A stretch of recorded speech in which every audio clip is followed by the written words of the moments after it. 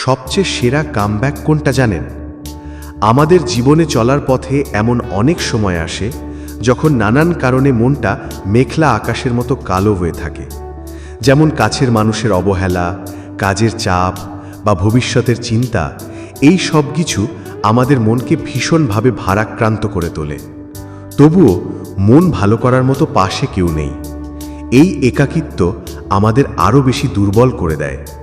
আমরা চাই কেউ একজন এসে হাতটা ধরুক, ভরসা দিক, কিন্তু সত্যিটা হলো এই চাওয়া, অন্যের ওপরেই নির্ভরতা আমাদের আরও হতাশ করে।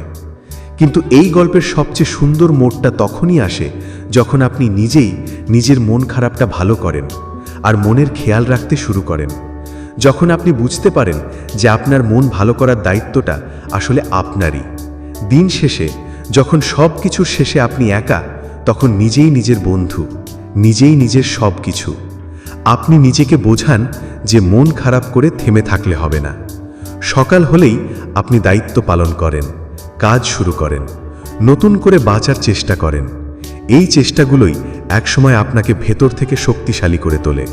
আপনি বুঝতে পারেন আপনার ভেতরের শক্তি বাইরের যে কোনো কিছুর চেয়ে অনেক বেশি স্ট্রং।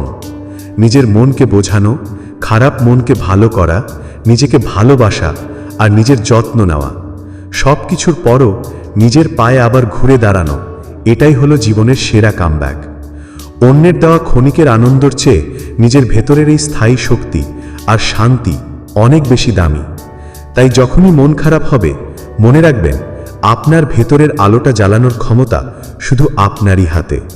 এই পথটা হয়তো একার, কিন্তু এই একাকিত্বই আপনাকে সবচেয়ে বেশি আত্মনির্ভরশীল ও শক্তিশালী করে তুলবে।